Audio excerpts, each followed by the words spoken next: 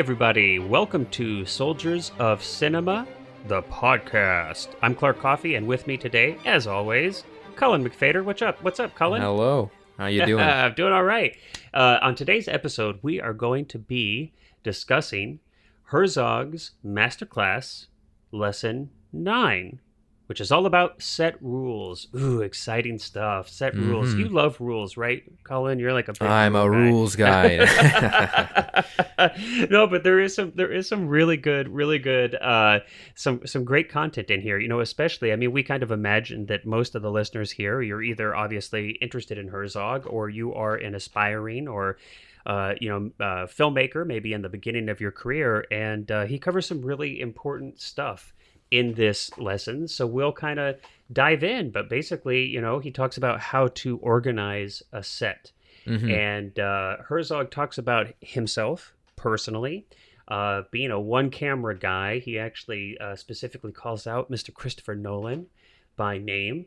And clearly he is fond of Mr. Nolan, I think, because now it's funny, though, of course, because I think Nolan, in a lot of his action scenes in his films, uses like 20 cameras. Yeah, just rigs them up, yeah. Which is, but you know, hey, there's always exceptions to the rule. But I think, you know, unless he's shooting a special effects shot or a big action scene, I think he, you know, I'm actually not sure. Do you know? Does he stick to one camera? Does Nolan? I mean, think, for sure, I mean, as far as I know, yeah. for his like dialogue and his moment to moment stuff, that's not, you know, a huge effect shot where you're spending $2 million for a single shot. I do believe that it's one camera. So we'll go with that. We'll say, okay, Herzog, okay.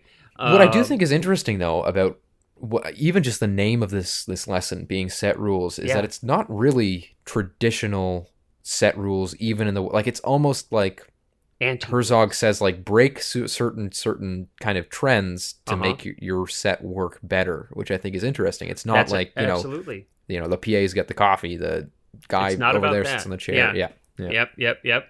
And we'll definitely get into that. But right, I think it's about, you know, I mean, you could almost say this is, you know, Herzog's take on how to create a conducive environment for great filmmaking. Yeah. Which, you know, with that being the focus, as opposed to, you know, sometimes rules on a set can actually lead away from that. So we can definitely discuss that. But I think, you know, it's about creating an attitude of focus as well. And I think that's, you know, he also mentions Nolan shoots film, celluloid. And of course, I know he definitely does that. Yeah. And I think, you know, Herzog has shot all kinds of different medium. And Nolan shoots film for interesting reasons, too. It's right? It's not exactly Yeah, well, it's not normally. I mean, a lot of people that shoot film because they like the look of it, right? That they like the grain, they like the texture. Whereas Nolan has focus. Several times on record both the focus, but he also, it's almost just like a traditional thing for him, like that he doesn't like grain in his images, so he likes the newest Kodak stocks that have very little grain, and he also, but I think it's just his kind of way of going, like, this is how movies were made and should be made, and it's sort of like a traditional. And I think, you know, Herzog talks about an attitude of focus, and you know, I don't know explicitly if Nolan has come out and said this, but I know other filmmakers have. Now, I myself have not shot on film. I've been a part of projects that did shoot on film. I can tell you that there is a radical difference on set. Between shooting film, I mean, especially 35 millimeter film, and shooting digitally. Digital shots you can shoot all day long, and it's just a matter of hard drive space, right? But when you're running celluloid through the gate, I mean, it's a lot of money, you know, a lot going of pressure. down. Yeah, and I mean, I've got a K3 16 millimeter camera sitting right beside me right now, and it's like shooting on that thing. I do it very rarely because you've got a mean business. Yeah. It's you absolutely. It's not just for fun. And I mean, it's, you know, for anybody out there that still shoots with a film still camera, you know what we mean. You know, look at the types of pictures that people shoot with their cell phones. Oh my God. You know, it's like I wonder how many, like, I don't even know what comes after like terabyte but geez, our world is just filled with useless, ridiculous images of people's food or whatever else that, you know, because like pictures don't cost anything to take anymore. You know, I feel like when there was film, you would kind of, you know, you'd curate your images more carefully. Well, that's certainly what happens, I think, when you're shooting a oh, absolutely. And not to divert too much, but in relation to that, that's the exact reason why most of the time if I'm on vacation, I'll bring film camera and a couple of rolls of film, because I don't want to be just looking through a camera the whole time. I want, if I'm taking a picture, it's going to be a very special moment. Yeah. Yeah, absolutely. And so for that reason, I think that definitely can contribute. But, Herzog also talks about some other interesting things here. He talks about not having a director's chair. He actually uses the word loathes. He loathes this, to have his name on a chair, and to have every actor and, producer have an area to like sit in and everything. I mean, I think it sounds like there's probably a couple reasons, if I read into this a little bit, that he doesn't like that kind of stuff. I think, Herzog definitely wants his shoots to be a physical event, an athletic endeavor, if you will. And he doesn't like that diva stuff. He doesn't like And so whether it's like fancy trailers and, your embossed director's chairs and all this kind of stuff, I mean, what does that have to do with filmmaking? What does that have to do with getting an image on screen? Oh, it really doesn't, right? It has nothing to do with it. And then you open up all these areas of, introducing hierarchy, and this person is worth more or more valuable than that person, or why is this trailer, this person's trailer bigger than mine, or blah, blah, blah, blah, blah. And these things can just, even on a smaller level, right? If you're shooting, very low budget, micro budget films, and you're not dealing with trailers and things, there can be stuff like this get in the way, though, on a smaller scale.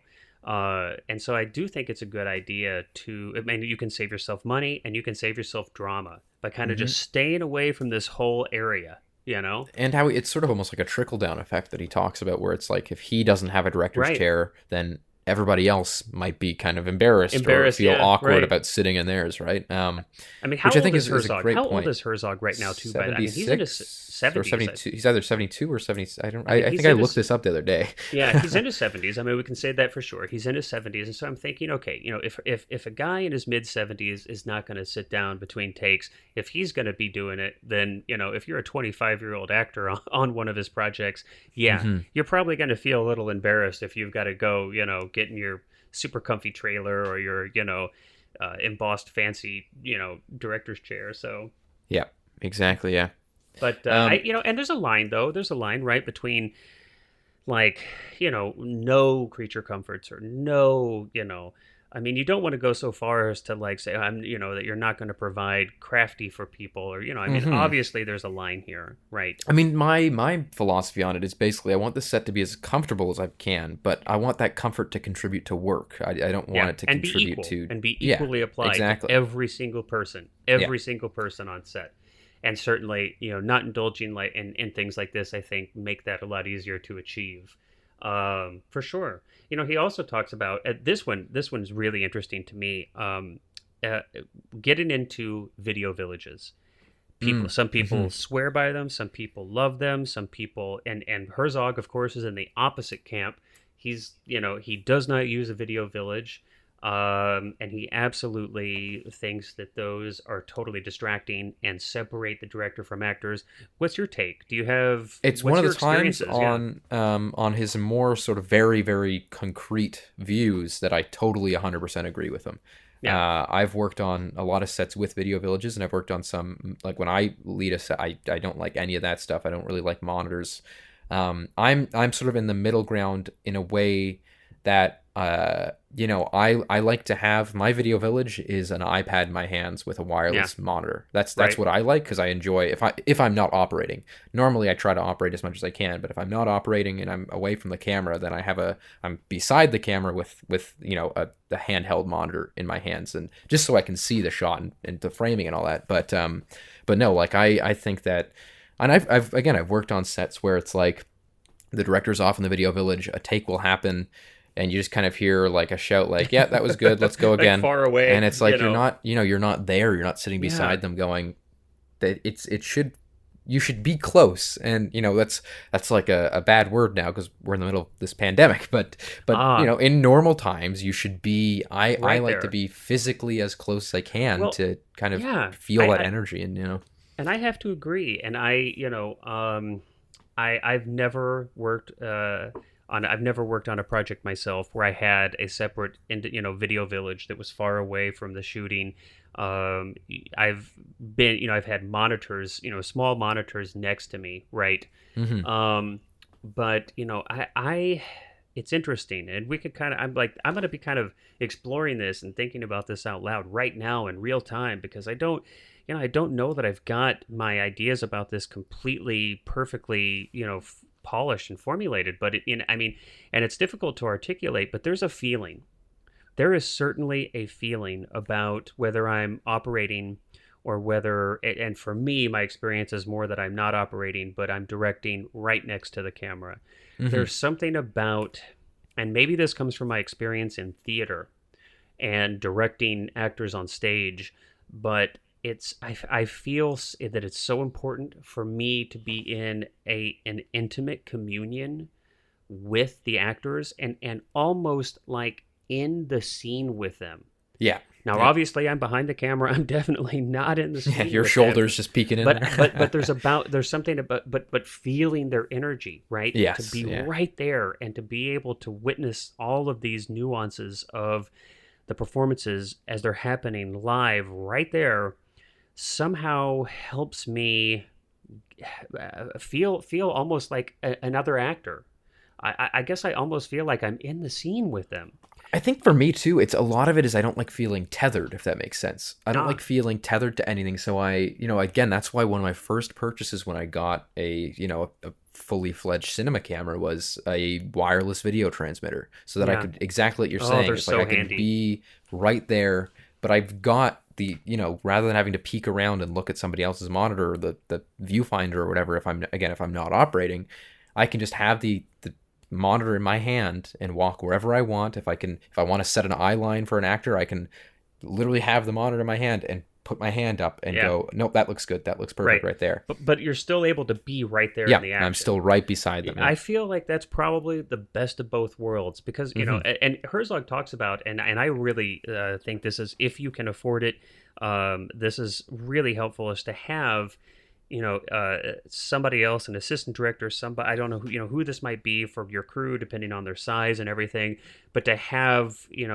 somebody actually really focused on watching that output and just making sure that the technical aspects of the shot, just purely technical aspects of the shot are meeting expectation, right? So it's just, watching focus, framing, that kind of thing. And maybe some, the consistency, script consistency, that kind of continuity things, stuff like that. And so I think that could be important. I've certainly got myself, because if talking about, only the good aspects of being right there in the action and not looking at an output at a video monitor. I mean, I have in the past missed some technical things because I was so focused on the performances. I got so into being right there with the actors that I did miss things. And so did the operator, missing focuses and things like that, which make me crazy. Oh, I can't. Yeah. Even working documentary, that was kind of one of the things that we established when I was down in LA and we were shooting was that, I was sort of, I asked a few questions, but I was sort of doing the technical side, making sure that everything was in focus and that the lighting was, even and that the sound sounded good. Exactly. And you were focusing on getting those interviews done and things like that. And I think it worked out so well because that way, and I mean, we completely trusted each other in that way that you weren't coming over checking shot. I wasn't, involved in your interview process. I was just kind of, we had very great. That's a great example. Systems, and it's vital because you cannot do all these things. Now, and we're going to go into a little bit about keeping a crew small. But the flip side of that is that you do have to have enough people to actually, reach a certain level of competency in all these areas. And it's, and I've done, on videography work, which is definitely a different thing than making a film. Videography work is definitely different when you're shooting commercials, industrial. Obviously, there are some similarities, but there are some differences, and we can, talk about that a little bit. For example, is this single camera stuff. And I want to bring this up because, it's just a practical aspect of being a filmmaker is that, a lot of times when you're starting out, you've got to make ends meet. And a great way to make ends meet that also helps get you experience is to do videography work wherever you're at, shooting local commercials, industrials, employee training videos, whatever it might be, right? Web content for small business owners or something in your area. And when I shoot those kind of things, I definitely like to go multi-camera. Mm-hmm. Yeah. Because most of this stuff, a lot of this stuff is interviews, and you're dealing with, non-professional people, or, they're not trained on camera personalities. You're often working from looser scripts, things like this. And I don't know, I don't know if you've done some work in this area or you have experience, but I definitely like to go multi-camera there because I find that it saves your booty big time. Yeah. Yeah. I mean, even, and that's like, even in that aspect though, there's so many different, styles of that. Like there's this hugely, almost like this cinematic new wave coming into advertising. That now, things are now. I don't get exposed. Can you describe that a little bit? I mean, I want to be honest. I am out of the loop a little bit on this. I have kind of crafted a world for myself in a world where there's no advertising. But I have. I mean, I have reduced my exposure to advertising to such an extent that I really don't know. What is this new? I mean, I don't really watch TV, so I'm not sure about actual TV ads, but things I've seen, like, and Sick Kids here, the children's hospital in Toronto. We've actually been there. Yeah. Yeah. So it's a wonderful place. Yeah. They've just done this whole, in the last year or year and a half, this whole new advertising campaign that's like shot on anamorphic lenses, like these like crazy like cinematic lighting. Everything's hazed, and it's really it's like the kids standing up to their illnesses. It's called Sick Kids Versus. It's quite an effective ad campaign if anyone's interested in looking at it. Is Ridley Scott directing? Whenever I hear might smoke, as well. I think. Although Ridley doesn't like anamorphic anymore, so but yeah, and it's this, and the only reason I've been exposed to these things is just because some of the work that I've been doing has sort of been related and in that kind of that field. So. There is this huge, like, the amount of commercials these days that are shot on anamorphic is something that really has only picked up in the past maybe 3 years. And I know, and then to bookend that on the other end, not to again to get too far off the track here of Herzog's class, but it touches on a lot of things, so why not? But there's also a lot, I know, living out here in Southern California with COVID and everything, there's also a lot of almost, I would call it like DIY commercials being done where actors are shooting their own commercials in their homes. I know that this is being done to some extent, so you've got a wide range, because it's, obviously, agencies aren't going to stop shooting commercials just because they can't get a crew together, right? That you're not going to stop that train. And so one of the ways they've gotten around it is to have people kind of self-shoot or to, remotely piece together a project. But it's, on a much smaller scale, sometimes with much less quote-unquote professional equipment. So it can run the gamut, Oh, totally. For sure. But I mean, just to return to the point of it, just the single cam versus multicam. Yeah. I think for me, getting into like why do I prefer one over the other. Yeah. When it comes to narrative film, I find that, and I think that Herzog does sort of touch on this as well, and as have many other directors who prefer single cam. If I'm doing a shot, if I'm lighting a shot or I'm composing a shot, I like to compose for that shot, that camera that's there. No compromise, right? If you've got multiple cameras, you are inevitably compromising your mise en scène. Absolutely. Boy, not to get like too mise en scène. It's been a while. I don't know why that popped in. But yeah, I mean, you're right. And I think that's one of the biggest, it's one of the biggest drawbacks. You're kind of dividing all of your resources. I mean, even down to just the placement of a light and going, oh, well, that shadow looks off in that other shot. Even your actors' performances, right? Yeah. I mean, when you've got multiple points of focus, i.e. the camera, then you're going to kind of inevitably you're going to be dividing your focus, your inner, so absolutely. I mean, it gets down to it just because it's easy or just because it's easier doesn't mean that it's better. I know a lot of people who do prefer multicam, and they go, if I'm shooting a dialogue scene, and there are benefits to it. I understand the desire to be like, hey, if these two people are having a conversation at this table, especially if the's let's improv. get the if there's a lot of improvisation, multi-camera is can be a lifesaver in a sense. Yeah, but even non-improvisational stuff, it's like, I can see the desire of now we're getting both of the reactions and the performances to the same performance at the same time. In editing, though, I so rarely ever. I mean, I so rarely. Let me say it another way. I will so often cut up takes. Yes, I don't really cross-cut a lot to the same take. Yeah, I can't imagine. Right, I've got so many takes within one. It's within one scene when it's actually edited that I don't. That's not when it's scripted. It's not a big deal for me because I will often cut everything up anyway because it's usually you're taking the best pieces of different performances, and having a multi-camera situation there probably wouldn't have added a lot to that. And that being said too, I mean, I've never found myself in the editing room going, damn, this reaction doesn't match up to this performance. Like it's usually actors are pretty good at getting that stuff down. So I've never had those issues that people kind of praise multicam for so often. I've never really needed to rectify those things. But everything, but like we said, everything has a place. I do use it when I'm shooting industrials, doing interviews of, people who aren't used to being on camera. And so there's a lot of it's incongruency from one shot to from one take to the next. So I will do, and also usually you're on somebody else's schedule. You have a very compressed period of time. I'm often not in control of my shooting environment because I'm shooting on somebody else's location. So, so there's a lot of compromises there. But shooting on other people's locations, and there's a ton. Yep. So let's see where we'll go. After this large digression here. So we were talking about video villages. Yeah, I think just to kind of maybe wrap that one up. I think so. It sounds like we both agree.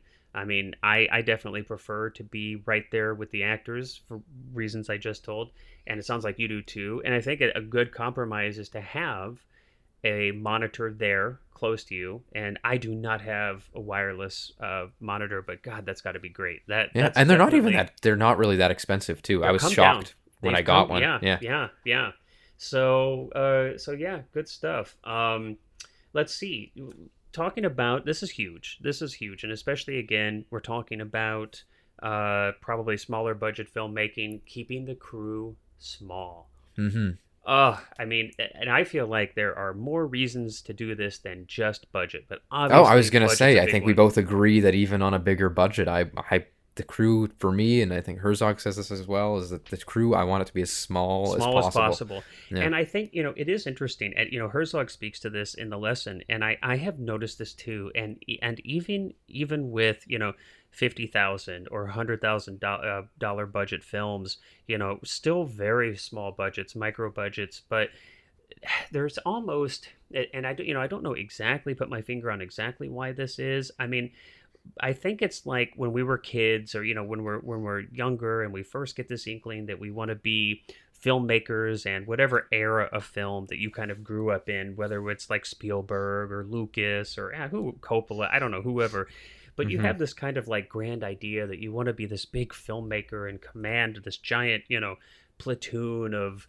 crew and cast, and we hear all these stories about like these epic films where hundreds of people were working on them, and it was and I feel like there is some kind of pull I've noticed where there's this like pull for crews to expand, to get bigger, totally, when they don't really necessarily have to be. And I don't know, my only explanation for it sometimes is just that it feels more professional, that it feels like a bigger production. I think a lot of times people just assume that if the more hands on set, then the faster it's going to be and the more efficient. And it's like, I find the complete opposite, though. I find that to a point. To a point, of course. So I wouldn't want to be doing a feature with myself and like one other guy. But I mean, you do have to have your fundamental bases covered. Yeah. And I will just and I will highlight sound here because I feel like it gets overlooked so much.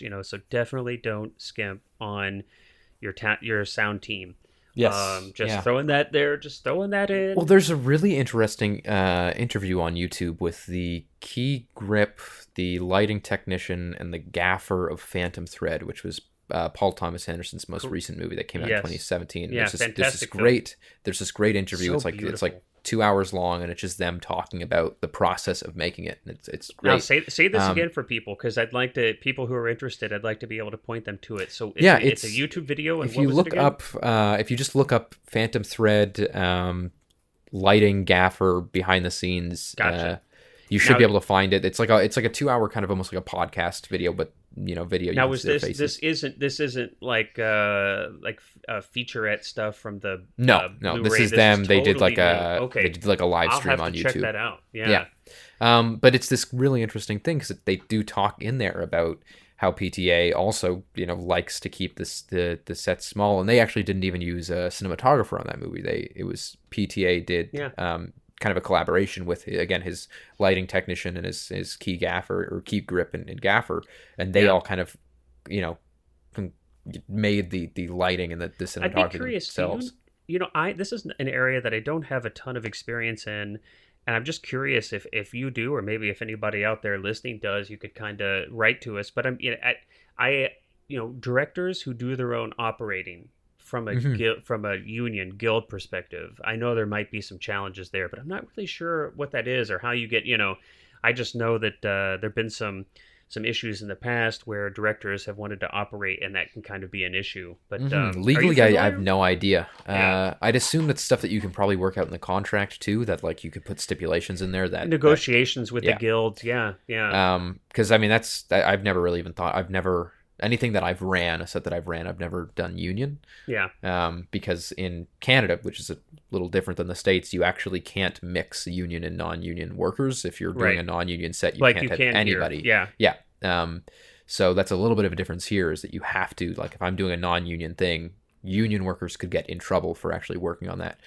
But no, I'm not sure about the actual like stipulations in terms of like rules around operating and things like that. But suffice to say, worth looking into for sure. Of course, if you're if that's your goals. But I do think it's interesting though that, again, it's one of these things where it's like you have a movie like Phantom Thread that is quite small scale in the grand scheme of things, but still larger budget.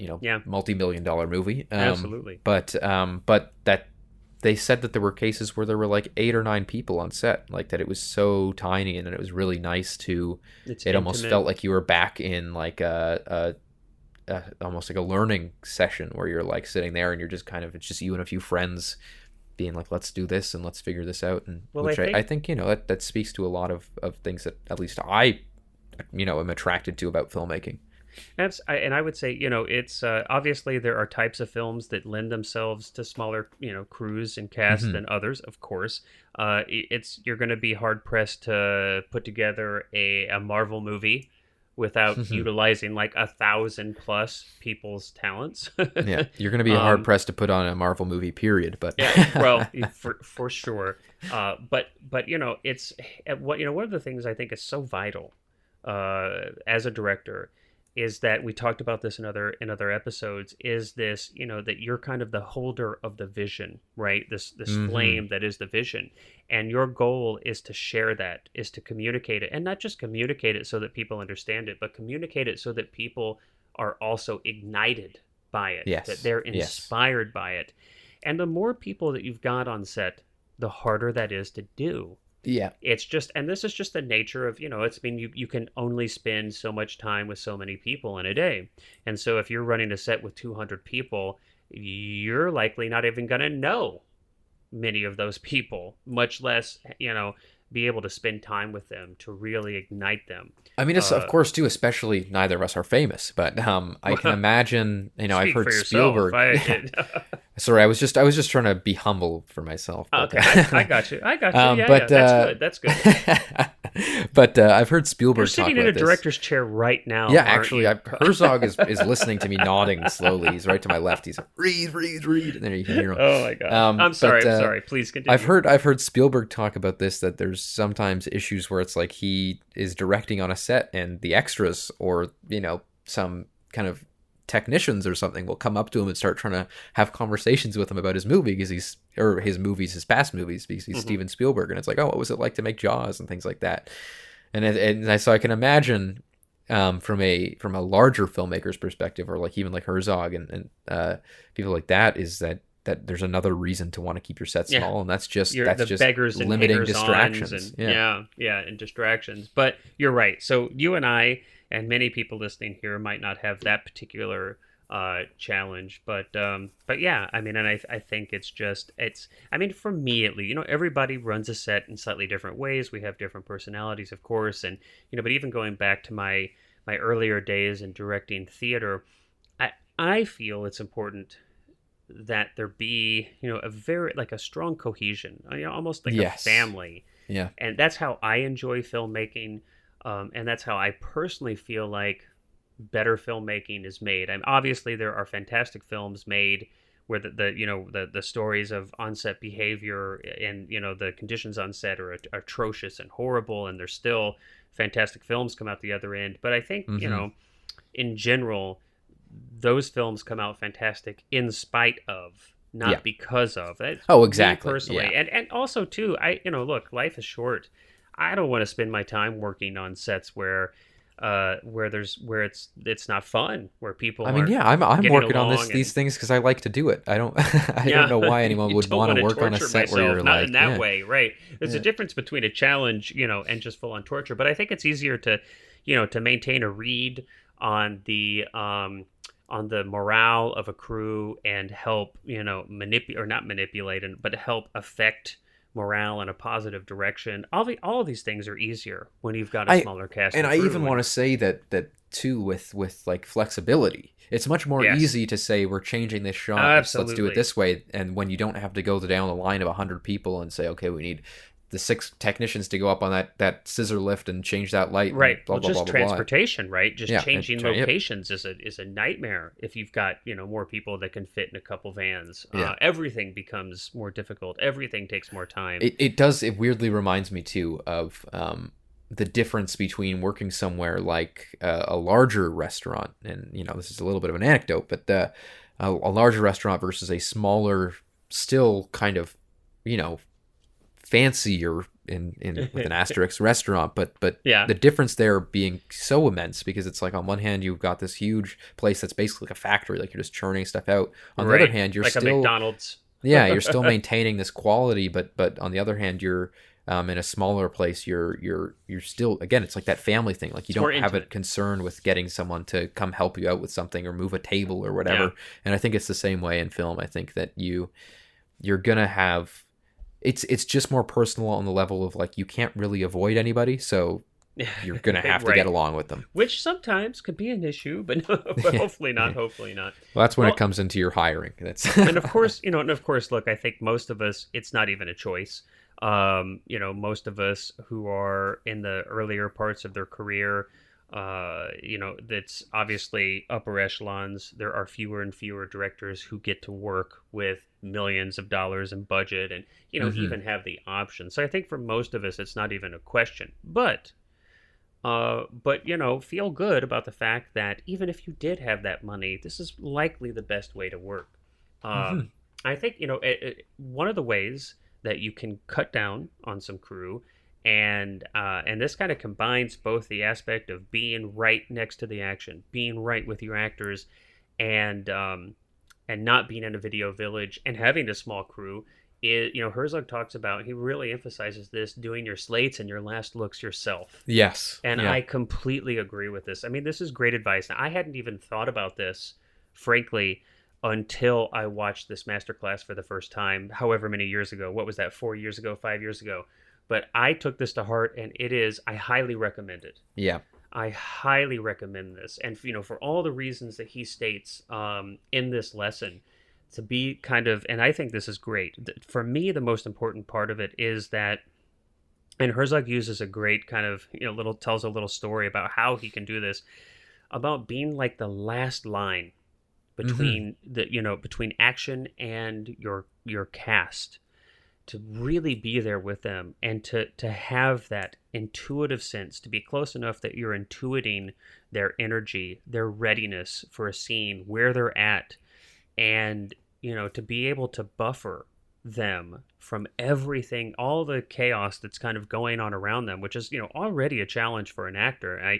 You and I both have some acting experience, and you're working to kind of give yourself a bubble, so to speak, to be in, to maintain your emotional states in this chaotic environment that is filmmaking. And that can really be a challenge. And I think it's so vital for the director It helps you strengthen your bonds with your actors, and and to be there to kind of defend them. And Herzog uses this great little story about how he could kind of tell an actor still needs a few moments, and instead of making them the center of attention and saying, wait, everybody, our actor here needs more time. They're not ready. You make something up. Yeah. Just right. It says, hey, no, we need to, can you double check this filter?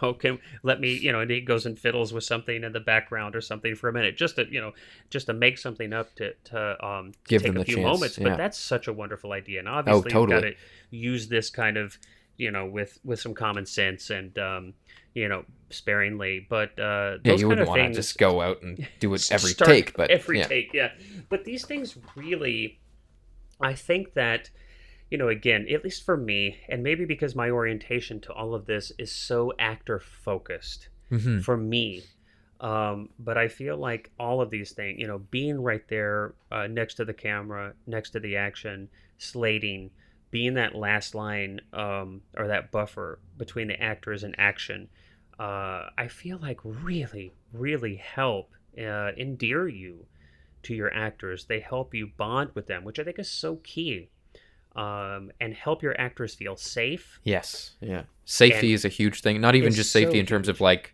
physical safety, but just safe emotionally. Emotionally safe, right? It's this, and it's and especially I can't, obviously it's vital for any level of filmmaking, but I feel like it is such a vital aspect of filmmaking, and at some of the, more introductory levels where you're maybe working with actors with less experience under their belt, and it's actors need all the help they can get in the sense that whatever you can do to make that environment a conducive one. I mean, it's fragile. Like what an actor does is a delicate business. Well, I always describe it sort of as like, it's like a rocket launch. Like there's this huge amount of pressure when you're counting down from 20 and you're going down, and it's like you should be the mission control. Yeah. The actor should just be able to sit in that rocket and be launched when it happens. You should be the one that's checking on all the valves and checking on the quiet, safe little capsule. Yeah. I like that. I like that analogy. That's a good one. So I told, it's like I said, I didn't do this before I watched this lesson, but I have really grown to love this idea. What about you? Is this something that you practiced before the lesson, or do you practice it at all now, or kind of? I don't know. I don't usually do. Usually I'll leave the slate for the first AD. That's because normally I don't have somebody on script supervision or anything like that. So the first AD will do that. But I do. I think I understand, and I try and go with the idea of this, that you should be like, I normally after slate and all that, I will take a moment and, as is pretty standard, take a moment to just kind of have everything relax. And then we're now on my time and the actor's time. And then I say either when you're ready or action, whenever I feel appropriate. But there's this kind of, there's an understanding where you kind of get like one last look at the. You probably have one of those actors. Like megaphones, don't you? Or what do you? I do. I don't have one of electronic ones, though. I've got one of the old timey like. Yeah, that's cones. what I mean. Yeah. You have a beret. I'm hoping you have a beret and ascot safari, like an ascot with like a safari vest that has like your viewfinders and everything. Exactly. Yeah. Okay. I just want people at home to be able to picture me. Picture you. Yeah. No, I do think that it's really important though. Like again, I've never done slates myself unless I'm the only person that's able to do them. But you're still there. I'm there, and I understand the sentiment of it, and I think I just, if anything, just sort of take a slightly altered approach to it. That's fair. That's completely fair. I mean, there's multiple ways to do that. I think it's absolutely. Yeah, and as part of this. Herzog talks about eye lines, so protecting actors, and definitely, I mean, this is, again, and I think you and I a couple episodes ago talked about the importance of actually taking some acting training and doing some acting yourself. And when you do this, I think you'll really realize keenly how important it is to protect or defend your actor's eye lines. Totally. Absolutely. And of course, there's, the Christian Bale story, of course, when that happened, that made the rounds everywhere. And I think a lot of people thought, and it's interesting to hear Herzog defend Christian Bale here. Obviously, they've worked together, and Herzog is obviously fond of him. But and I don't think, correct me if I'm wrong, you've ever heard of Christian Bale, misbehaving. Like, no, not that this even is, but they've never even heard of him being this way before or since, right? I can sort of, not to say that you should be speaking to anybody the way he's speaking to them, but I do, in a way, empathize with absolutely why you would be like, I can't imagine being in the middle of a scene as an actor or as a director or as anybody on set and seeing somebody fiddle with a light on camera, or on their cell phone, texting, or right in your eye line. And just for people to kind of understand, again, I think it's important to do some acting yourself, and you'll see. But again, it's as a director, so much of your job is creating this safe place for your actors. And a huge part of that is protecting their eye lines. And, we're going to talk about this, but keeping phones and walkies away, keeping, when you have larger sets, we've talked about the importance of a smaller crew or how that can be beneficial. Well, definitely one of those ways it's beneficial is that you don't have 50 people standing around doing nothing on their cell phones, right, when you're shooting. To minimize all these distractions, to minimize all these when you've got a smaller crew, everybody has something to do almost every moment. You have a large crew, you're going to have people standing around doing nothing, twiddling their thumbs. Well, in today's day and age, it's going to be that they're going to be on their phone. But and it's so of course, if we all know that Christian Bale, what film was he? Was it one of the Batman films? What film? No, it was Terminator Salvation. Terminator, that's right. And actually, oh man, I'm blanking out, but it was actually a fairly famous DP who was futzing around. Oh yeah. Who was it? Come on, help me out. Anyway, he's got his own series of classes online. Yes, and I'm totally spacing out, and somebody out there can Shane Hurlbut. Yes, Shane Hurlbut. Yeah. If I'm not, he's got mistaken, the Hurlbut Academy. If I'm not mistaken, I think it was probably, and he was futzing with some lights during a take. And and it's well, horrible. The other thing too is that a whole bunch of his co-cast, and not co-cast, but also crew members, stood up to defend Bale on that and said it wasn't. I mean, you're on such a high pressure set, especially with the amount of like effects and stuff like that in a situation like that I can understand. Well, you're the look. At the end of the day, the actor is the person who's on that big screen. Yeah. And if the film sucks, let's face it, the actors are going to be catching a lot of that flack. Yeah. And even further than that, look, it's when in between action and cut, the actor, of course, is the absolute focal point, or actors are the focal point of the production, and the weight of all of that is on you right then and there. I mean, that's right. That's why everybody is there. Everybody is there to make those moments between action and cut count. And if you've got other, and so it's all on your shoulders. And if you can't rely on your crew to give you the space to perform when you're finally called to, that's no fun. But yeah, again, I'm like you. I would not suggest that anybody rant in that way, but I can certainly empathize with why he would. And for those people listening who maybe didn't quite understand why Christian Bale was doing that, that's why. And so just one more reason, I think, to be right there. If you're away at Video Village, if you're 50 feet away from the action that's taking place, it's unlikely that you're going to be able to see that and call it out. Yeah. And so just Herzog talks about keeping phones and walkies away, and this is something that's simple, and I couldn't agree more. Agree more. Yeah. And especially if you've got a small crew, it's pretty easy to do this. If anybody's going to be on their phone, then they have to be X feet away, or outside of the room or away from shooting. And I think this is almost, hopefully, would be common sense. But but not only phones are just horrifically distracted. Anyway, I could go on and on about how about how I'm kind of over it. I always think it's the moment the phones come out on a set, or like even if you yourself look at a phone, something's wrong. Like it's just that's a it's sign. Gone. It's a sign gone. something's wrong. Right. It's like okay, wait a minute. Like I'm checking out. I got to get back into this. What's going on? And of course this happens. We're all human, and of course these moments kind of happen. But that's a really good point. It's like if you have the pull. Like if you feel this pull to get out your phone and check your social media or something while you're on a shoot, use that as a sign, use that as a signal to be like, well, okay, wait a minute. I'm checking out. What's up? Do I need to get some coffee? Am I do I need to remember why I'm here? Do I need to reignite my passion for the story we're telling? What's going on? If I can't be interested in it right now when we're actually shooting it, how can I expect an audience to be interested in it, when it's done? So, and I think that the interesting thing about him too with Herzog is the scheduling that he does of his movies, and maybe that's a way to kind of quell that idea of there's no downtime, so there's not even a moment's notice to pull out your phone, and that's his idea of starting to shoot within 90 minutes of the call. I love that, which is a great idea, and it's a great and that's within. I mean, it's not like it's not like if they've got half an hour to spare, they're like, okay, everyone take 5. It's at the latest. Shooting as soon as possible, and then at latest 90 minutes, which I think is such a great, I love this, and I am going to implement this on my next shoot. Yeah. I have definitely been on shoots, now not shoots that I was directing, but shoots where I was an actor, that we may not have started shooting until 3 hours after call. Oh, it's ridiculous. I can't tell you what I don't know, for lack of a better word, downer.